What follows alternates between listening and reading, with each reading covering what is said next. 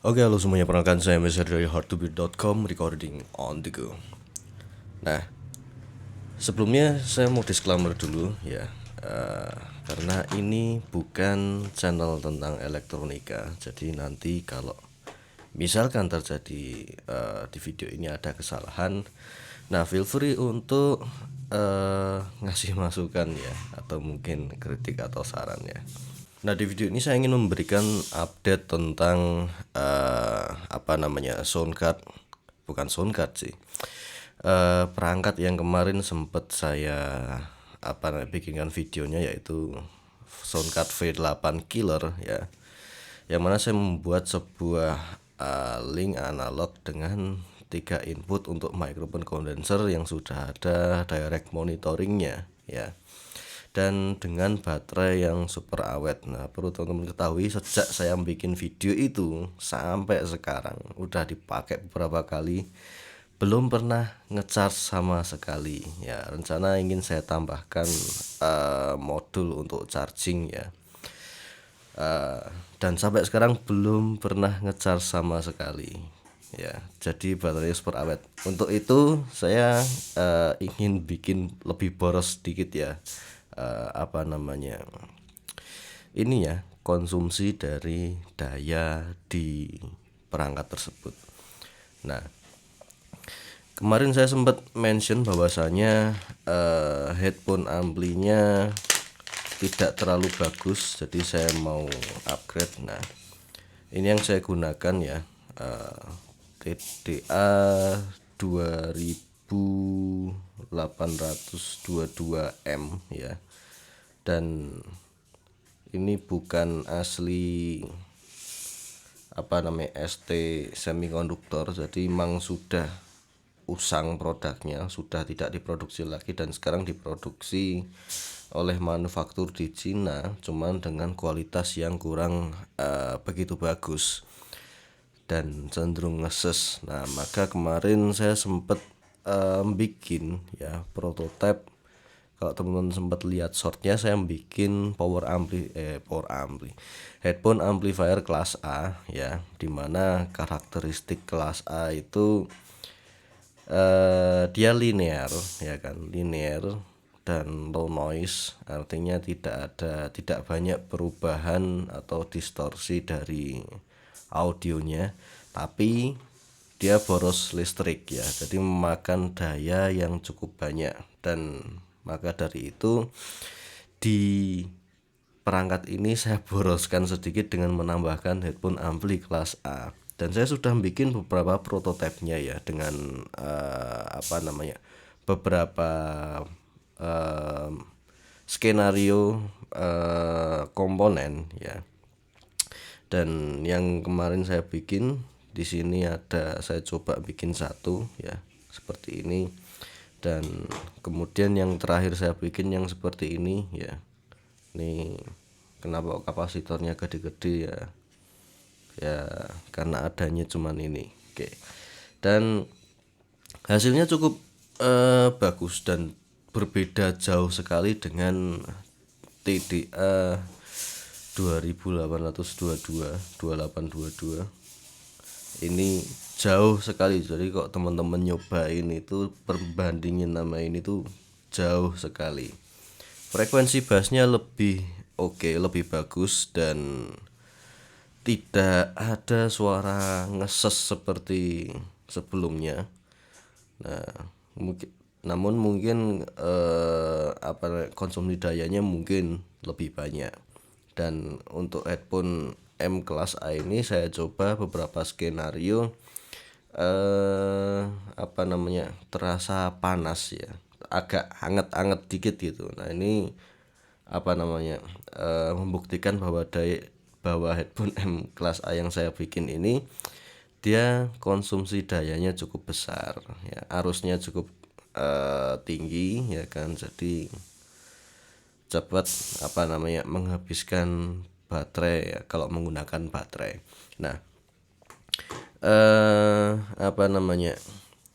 tapi kita lihat nanti, kita uji cobakan ya kan, di prototipenya kemarin itu seberapa boros. Nah, kemarin itu ya asumsi kita bisa membuat perangkat itu bertahan tanpa di charge itu sebulan lebih ya. Cuman kan apa namanya aneh juga kok perangkat di charge sebulan lebih ya kan. Nah kita coba boroskan dikit, mungkin jadi seminggu atau apa namanya kurang dari itu. Mungkin 2 hari sekali ngecas apa namanya itu terhitung normal lah. Nah di sini saya ingin cerita sedikit tentang headphone ampli yang saya bikin. Nah di sini saya catat ya, kurang lebih skemanya seperti ini ya, saya bagikan tidak apa-apa karena ini juga desainnya juga open source. Nah, jadi teman-teman kalau mau bikin juga silahkan. Nah saya menggunakan transistor BC337 ya, dan di sini saya sudah membuat melakukan uji coba dengan beberapa komponen ya, dengan apa namanya skenario voltase, ada yang menggunakan 4,2 volt, ada yang 8,4 volt, dan ada 12,6 volt. Nah karena di perangkat alat portable saya kemarin itu saya menggunakan 12,6 volt, tapi tidak menutup kemungkinan juga nanti mungkin saya akan bikin yang 4,2 volt atau 5 volt ya, jadi bisa ditancepin via USB atau menggunakan baterai single baterai ya, atau mungkin pakai baterai 9 volt. Nah kebanyakan yang saya rubah adalah di bagian ini resistor di kolektor, karena di sini yang mengatur arus dari apa namanya kolektor. Nah disinilah yang menentukan seberapa keras atau suaranya, kualitas suara dari headphone amplinya ini. Hasil yang saya uji cobakan, kalau kita kasih arus di atas batas minimum arus dari datasheetnya si BC337 ini, dia akan panas banget. Nah untuk yang hasil maksimal ternyata mendekati maksimum, jadi di bawah maksimum mendekati maksimum itu hasilnya cukup bagus. Nah ini sedikit cerita aja. Nah terus kemudian ke depannya pengembangannya seperti apa, mungkin nanti karena kemarin ada yang komen ya di short itu apa namanya membandingin kit Cimoy itu kelas A apa bukan. Nah setelah saya pelajari di forum dan skematiknya, ada yang bilang kelas A, ada yang bilang kelas A hybrid. Nah setelah saya pelajari skematiknya, ada hal yang cukup menarik dari headphone ampli kelas A ini ya. Salah satunya adalah dia memiliki impedance input yang cukup gede, sekitar 20.000 ohm ya. Dan untuk yang desain yang saya bikin ini menggunakan hanya 1000 ohm, makanya kapasitornya gede-gede, yang terutama kapasitor input ya, soalnya menghindari terjadi high pass filter. Nah tapi ada juga keuntungan ketika menggunakan impedansi gede dan kapasitor yang ukuran yang lebih kecil ya, itu adalah apa namanya dia tidak ke high pass filter ya, jadi impedance-nya gede. Nah teman-teman kalau tahu mekanisme apa namanya RC high pass ya, atau resistif kapasitif high pass filter, nah ada rumusnya. Nah itu mungkin teman-teman akan paham, kalau resistensinya gede, kapasitornya bisa dikecilin gitu. Nah jadi arus DC yang mengalir melewati kapasitor juga akan semakin kecil atau bahkan tidak ada sama sekali.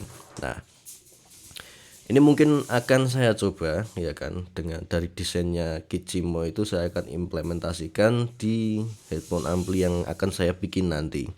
Nah mengingat resistor yang ada di yang 1 kilo yang saya gunakan itu tidak hanya menjadi sebagai impedance ya, itu juga sebagai voltage divider untuk memecah atau membagi voltase ke apa namanya ke ini sebagai tegangan bias di transistornya ya. Mungkin nanti juga akan ada perubahan di resistor yang lain. Kalau di gambar ini di yang saya taruh di R1 ya. Nah, dan apakah nanti akan tentu akan mengurangi arus ya ke tegangan biasnya, tapi apakah nanti akan mempengaruhi performa ya, mempengaruhi suara. Nah, kita akan coba nanti tunggu aja update-nya ya. Oke, mungkin cukup sekian video update tentang apa namanya yang kemarin itu ya. Saya bikin perangkat portable ya, Soundcard V8 Killer ya. Kita ambil fungsi yang dibutuhkan dan kita buang yang kita tidak butuhkan.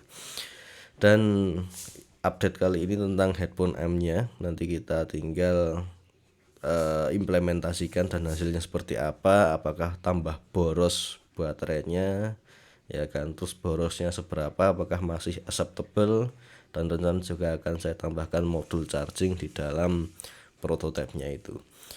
Dan buat kamu yang mau tahu update-nya ya pastikan subscribe terus di channel ini.